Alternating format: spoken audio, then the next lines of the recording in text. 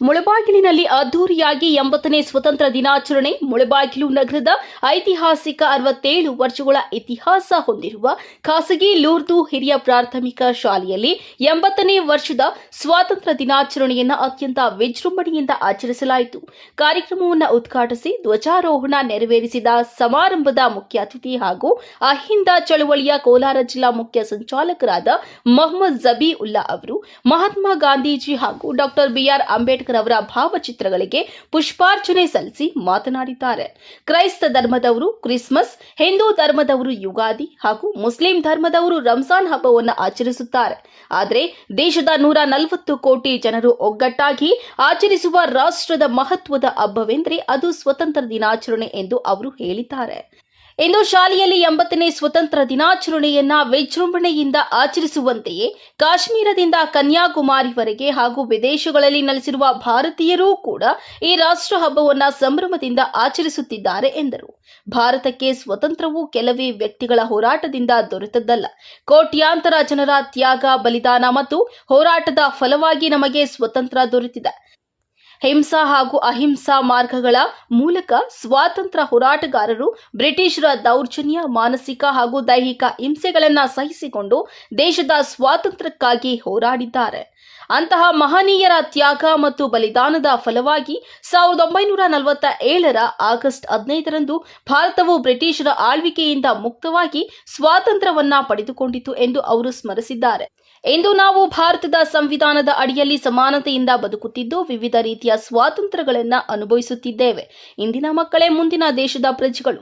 ವಿದ್ಯಾರ್ಥಿಗಳು ಉತ್ತಮ ಶಿಕ್ಷಣ ಪಡೆದು ಭವಿಷ್ಯದಲ್ಲಿ ದೇಶದ ಉನ್ನತ ಹುದ್ದೆಗಳನ್ನು ಅಲಂಕರಿಸಿ ದೇಶದ ಸೇವೆ ಮಾಡಬೇಕು ಎಂದು ಮೊಹಮ್ಮದ್ ಜಬೀಉಲ್ಲಾ ಅವರು ವಿದ್ಯಾರ್ಥಿಗಳಿಗೆ ಕರೆ ನೀಡಿದ್ದಾರೆ. ಕಾರ್ಯಕ್ರಮದಲ್ಲಿ ಶಾಲೆಯ ಮುಖ್ಯೋಪಾಧ್ಯಾಯರಾದ sister Shailaja Joseph, sister Cecilia Xavier, sister Benigna, sister Leonie, sister Balamma, ಕಾರ್ಮಿಕ ವಿಭಾಗದ ಜಿಲ್ಲಾ ಕಾರ್ಯದರ್ಶಿ ಚಾಂದ್ ಪಾಷಾ, ಶಾಲೆಯ ಬೋಧಕ ವರ್ಗದವರು, ಪೋಷಕರು ಹಾಗೂ ವಿದ್ಯಾರ್ಥಿನಿಯರು ಉಪಸ್ಥಿತರಿದ್ದರು. ದೇಶದ ಸ್ವಾತಂತ್ರ್ಯಕ್ಕಾಗಿ ತ್ಯಾಗ ಮಾಡಿದ ಮಹನೀಯರನ್ನ ಸ್ಮರಿಸುತ್ತಾ ದೇಶದ ಏಕತೆ, ಸೌಹಾರ್ದತೆ ಮತ್ತು ಸಂವಿಧಾನದ ಮೌಲ್ಯಗಳನ್ನು ಕಾಪಾಡುವ ಸಂಕಲ್ಪದೊಂದಿಗೆ ಕಾರ್ಯಕ್ರಮವನ್ನು ಯಶಸ್ವಿಯಾಗಿ ಆಚರಿಸಲಾಯಿತು.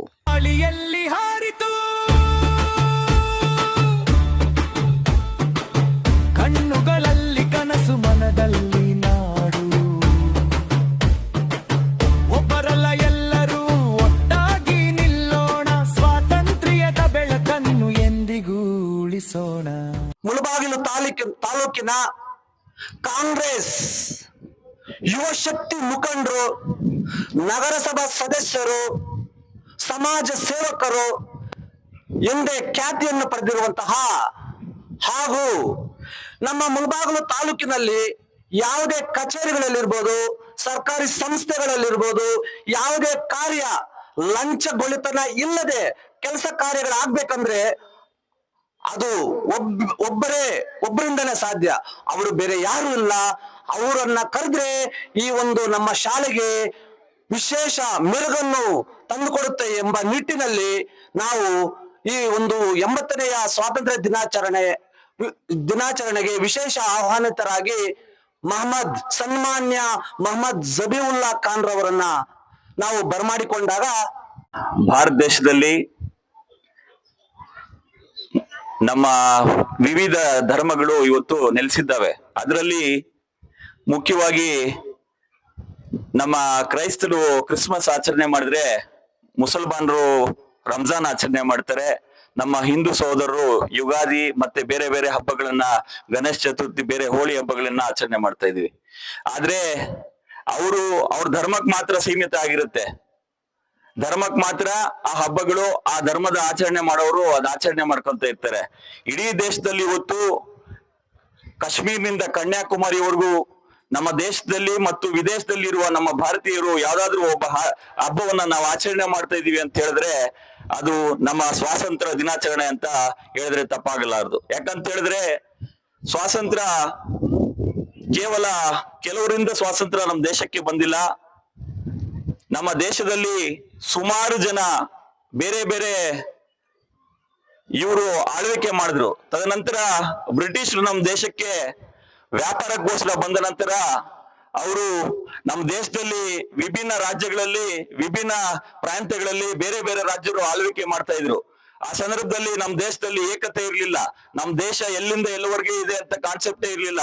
ಬ್ರಿಟಿಷರು ಏನು ವ್ಯಾಪಾರಕ್ಕೋಸ್ಕರ ಬಂದು ಇಲ್ಲಿ ನಮ್ಮಲ್ಲಿ ಡಿಫರೆನ್ಸಸ್ ಇರ್ಲಿಲ್ಲ. ಅವಾಗ ಹಿಂದೂ ಮುಸ್ಲಿಂ ಕ್ರೈಸ್ತ ಅಂತ ಏನು ಡಿಫರೆನ್ಸಸ್ ಇರ್ಲಿಲ್ಲ. ಆದ್ರೆ ನಮ್ ದೇಶದಲ್ಲಿ ಅವರು ಡಿಫರೆನ್ಸಸ್ ಅಂತ ತಂದು ಡಿವೈಡೆಡ್ ರೂಲ್ ಪಾಲಿಸಿ ತಂದು ನಮ್ಮನ್ನ ವಿಭಜಿಸಿ ದೇಶದಲ್ಲಿ ಬೇರೆ ಬೇರೆ ಪ್ರಾಂತ್ಯಗಳಲ್ಲಿ ಏನ್ ರಾಜರಿದ್ರು ಅವರನ್ನ ಏನ್ ಅವರ ವೀಕ್ನೆಸ್ ಇದೆ ಅದನ್ನ ಐಡೆಂಟಿಫೈ ಮಾಡಿ ಅವ್ರಿಗೆ ಹೀನವಾಗಿ ಅವ್ರಿಗೆ ಸೋಲಿಸಿ ಕೆಲವು ಸಂದರ್ಭದಲ್ಲಿ ಅವ್ರಿಗೆ ಯಾಮಾರಿಸಿ ನಮ್ ದೇಶದಲ್ಲಿ ಆಳ್ವಿಕೆ ಮಾಡ್ಲಿಕ್ಕೆ ಅವರು ಇದ್ ಮಾಡಿದ್ರು. ತದನಂತರ ನಮ್ಮ ದೇಶದಲ್ಲಿ ಸುಮಾರು 100 ವರ್ಷಗಳ ಬ್ರಿಟಿಷರ ಆಳ್ವಿಕೆಯಲ್ಲಿ ನಮ್ಮ ದೇಶದ ಕೋಟ್ಯಾಂತರ ಭಾರತೀಯರ ಮೇಲೆ ದಬ್ಬಾಳಿಕೆ ನಡೆಸಿದ್ರು.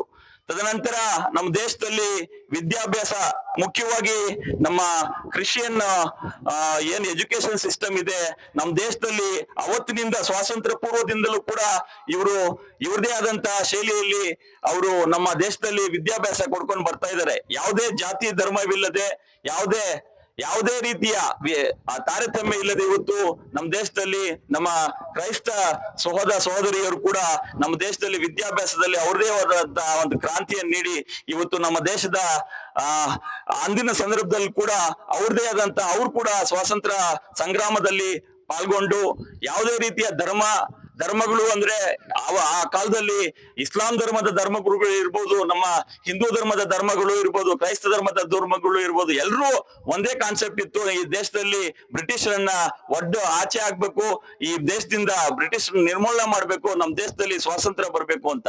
ಸ್ವಾತಂತ್ರ್ಯ ಅಂದ್ರೆ ಏನ್ ಗೊತ್ತಾ ಮಕ್ಕಳೇ? ಗೊತ್ತಾ ಏನ್ ಸ್ವಾತಂತ್ರ್ಯ ಅಂದ್ರೆ? ಫ್ರೀಡಮ್ ಅಂದ್ರೆ ಏನು? ಫ್ರೀಡಮ್ ಅಂದ್ರೆ ಒಂದು ಕಾಲದಲ್ಲಿ ಇವಾಗ ನಾವೇನು ಕೂತ್ಕೊಂಡು ಇವಾಗ ನಾನು ಇಲ್ಲಿ ಮಾತಾಡ್ತಾ ಇದ್ದೀನಲ್ಲ ಅದು ಕೂಡ ನಮ್ಗೆ ಹಕ್ಕಿರ್ಲಿಲ್ಲ. ನಮ್ಮ ನೂರ್ದು ಶಾಲೆ ಎಲ್ಲ ಕಟ್ಟಿ ಇವತ್ತು ಬೆಳೆಸಿ 67 ವರ್ಷಗಳ ನಂತರ ಕೂಡ ಇವತ್ತು ನಾವು ನಡೆಸ್ತಾ ಇದೀವಲ್ಲ. ಸುಮಾರು 67 ವರ್ಷ ಆಗಿದೆ ನೂರ್ದು ಶಾಲೆ ಆಗಿ ಅಲ್ಲ ಸಿಸ್ಟರ್? ಅವತ್ತಿನಿಂದ ಇವತ್ತವರೆಗೂ ನಡೀತಾ ಇದೆ. ಒಂದು ಶಿಕ್ಷಣ ಸಂಸ್ಥೆ ಕಟ್ಲಿಕ್ ಕೂಡ ಸ್ವಾತಂತ್ರ್ಯ ಇರ್ಲಿಲ್ಲ, ನಾವು ಮಾತಾಡ್ಲಿಕ್ಕೆ ಸ್ವಾತಂತ್ರ್ಯ ಇಲ್ಲ, ನಾವು ಓದ್ಲಿಕ್ಕೆ ಸ್ವಾತಂತ್ರ್ಯ ಇರ್ಲಿಲ್ಲ, ಯಾವುದೇ ರೀತಿಯ ನಮ್ಮ ದೇಶದಲ್ಲಿ ಸ್ವಾತಂತ್ರ್ಯ ಇರ್ಲಿಲ್ಲ, ನಾವು ಸಭೆ ಸೇರುವ ಸ್ವಾತಂತ್ರ್ಯ ಇರ್ಲಿಲ್ಲ, ಒಂದು ಧರ್ಮ ಪ್ರಚಾರ ಮಾಡ್ಲಿಕ್ಕೆ ಸ್ವಾತಂತ್ರ್ಯ ಇರ್ಲಿಲ್ಲ, ಯಾವುದೇ ಧರ್ಮ ಕಟ್ಲಿಕ್ಕೆ ಸ್ವಾತಂತ್ರ್ಯ ಇರ್ಲಿಲ್ಲ, ನಾವು ಮಾತಾಡ್ಲಿಕ್ಕೂ ಸ್ವಾತಂತ್ರ್ಯ ಇರ್ಲಿಲ್ಲ, ನಾವು ಎಲ್ಲಿ ಓಡಾಡ್ಲಿಕ್ಕೆ ಕೂಡ ಸ್ವಾತಂತ್ರ್ಯ ಇರ್ಲಿಲ್ಲ. ಎಲ್ಲ ಯಾರ ಕಪಿ ಮುಷ್ಟಿನಲ್ಲಿ ಇತ್ತು ಅಂತ ಹೇಳಿದ್ರೆ ಒಂದು ಶಿಕ್ಷಣ ಕೂಡ ಬ್ರಿಟಿಷರ ಒಂದು ಕಪಿ ಮುಷ್ಟಿನಲ್ಲಿ ಇತ್ತು. ಎಲ್ಲ ಕಾನೂನುಗಳು ಅವ್ರ ಕೈಯಲ್ಲಿ ಇತ್ತು. ಆ ಸಂದರ್ಭದಲ್ಲಿ ನಾವು ಬ್ರಿಟಿಷರ ಅಧೀನದಲ್ಲಿ ನಾವು ಕೆಲಸ ಮಾಡ್ಬೇಕಾಗಿತ್ತು. ನಮ್ಮ ಮಕ್ಕಳು ಕೂಡ ಅವಾಗ ವಿದ್ಯಾಭ್ಯಾಸ ಪಡಿಬೇಕಂತ ಕೂಡ ಬ್ರಿಟಿಷ್ ಸರ್ಕಾರ ಒಪ್ಪಿದ್ರೆ ಮಾತ್ರ ನಾವು ವಿದ್ಯಾಭ್ಯಾಸ ಪಡಿಲಿಕ್ಕೆ ಆಗ್ತಾ ಇದ್ದಿದ್ದು, ಇಲ್ಲಾಂದ್ರೆ ಆಗ್ತಾ ಇರ್ಲಿಲ್ಲ. ಅಂತ ಸಂದರ್ಭದಲ್ಲಿ ನಮ್ಮ ದೇಶದ ಸ್ವಾತಂತ್ರ್ಯ ಹೋರಾಟಗಾರರು, ನಾವು ಇವತ್ತು ಸ್ವಾತಂತ್ರ್ಯ ಹೋರಾಟಗಾರರನ್ನ ಯಾರು ನೋಡಿಲ್ಲ, ಆದ್ರೆ ಪುಸ್ತಕದಲ್ಲಿ ಓದ್ತಾ ಇದೀವಿ. ಆ ಇತಿಹಾಸ ಯಾಕೆ ಅವ್ರಿಗೆ ಓದಿ ಇವತ್ತು ಸ್ಮರಿಸ್ತಾ ಇದೀವಿ ಅಂತ ಹೇಳಿದ್ರೆ ಅವರು ಏನು ತ್ಯಾಗ ಬಲಿದಾನಗಳು ಕೊಟ್ಟಿದ್ದಾರೆ. ಕೆಲವರು ಹೆಂಡತಿ ಮಕ್ಕಳನ್ನ ಕಳ್ಕೊಬಿಟ್ರು, ಕೆಲವು ಅವರ ಕುಟುಂಬವನ್ನ ಕಳ್ಕೊಬಿಟ್ರು, ಕೆಲವರು ತಮ್ಮ ಆಸ್ತಿ ಪಾಸ್ತಿಗಳನ್ನ ಕಳ್ಕೊಬಿಟ್ರು. ಈ ಸ್ವಾತಂತ್ರ್ಯ ಸುಮ್ನೆ ಬಂದಿಲ್ಲ ನಮ್ಗೆ. ಈ ಸ್ವಾತಂತ್ರ್ಯ ಬರ್ಲಿಕ್ಕೆ ಬಹಳ ಶ್ರಮ ಪಟ್ಟಿದ್ದಾರೆ.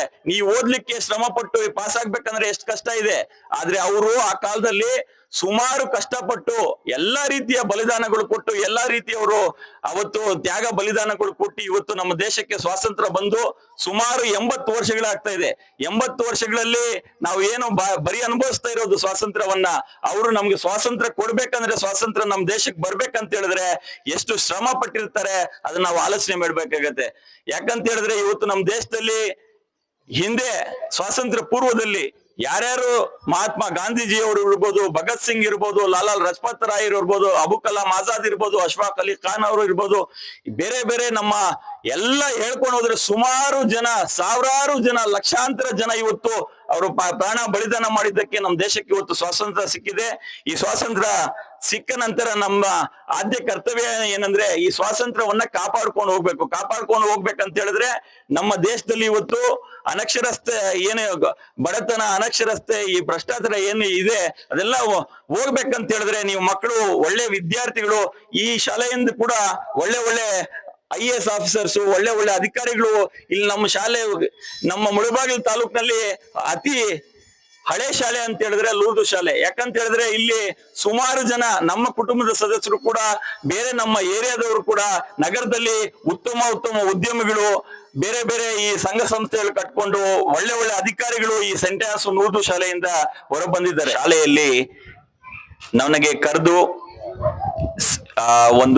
ಈ ಕಾರ್ಯಕ್ರಮದಲ್ಲಿ ಮುಖ್ಯ ಚೀಫ್ ಗೆಸ್ಟ್ ಆಗಿ ಕರೆಸಿ ಮಾತನಾಡ್ಲಿಕ್ಕೆ ಅವಕಾಶ ಕೊಟ್ಟು ಮತ್ತು ಸನ್ಮಾನಿಸಿದ ಎಲ್ಲ ನಮ್ಮ ಸಿಸ್ಟರ್ಸ್, ಅಂದ್ರೆ ನಮ್ಮ ಎಲ್ಲ ಸಿಸ್ಟರ್ಸ್ಗೂ ಕೂಡ ವಿಶೇಷವಾಗಿ ಎಲ್ಲ ಈ ಶಾಲೆಯ ಆಡಳಿತ ಮಂಡಳಿ ಮತ್ತು ಶಿಕ್ಷಕರು ಮತ್ತು ವಿದ್ಯಾರ್ಥಿಗಳು, ಪೋಷಕರು ಎಲ್ಲರೂ ಕೂಡ ಮತ್ತೊಮ್ಮೆ ನಾನು ಥ್ಯಾಂಕ್ಸ್ ಹೇಳ್ತಾ ಇದ್ದೀನಿ. ಯಾಕಂತ ಹೇಳಿದ್ರೆ ಬಹಳ ಅದ್ಭುತವಾದ ಕಾರ್ಯಕ್ರಮ ಈ ಶಾಲೆಯಲ್ಲಿ ಮಾಡಿಕೊಟ್ಟಿದ್ದಾರೆ. ಈ ಒಂದು ಅದ್ಭುತವಾದ ಕಾರ್ಯಕ್ರಮದಲ್ಲಿ ಮುಖ್ಯ ಅತಿಥಿಗಳಾಗಿ ನನ್ನ ಕರೆಸಿ ನನಗೆ ಈ ಸನ್ಮಾನ ಎಲ್ಲ ಮಾಡಿದ್ದಕ್ಕೆ ಎಲ್ರಿಗೂ ನಾನು ಹಾರ್ಟ್ಫುಲಿ ಥ್ಯಾಂಕ್ಸ್ ಹೇಳ್ತಾ ಇದ್ದೀನಿ.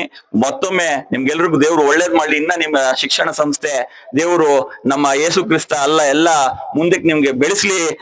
ನಮ್ಮ ಮುಳಬಾಗಿಲು ವಿನಾಯಕ ಸ್ವಾಮಿ ಮತ್ತು ಆಂಜನೇಯ ಸ್ವಾಮಿಯಲ್ಲಿ ಕೋರ್ಕೊಂತ ನನ್ನ ಮಾತನ್ನು ಮುಕ್ತಾಯ ಮಾಡ್ತೇನೆ. ಜೈ ಹಿಂದ್, ಜೈ ಕರ್ನಾಟಕ ಮಾತು.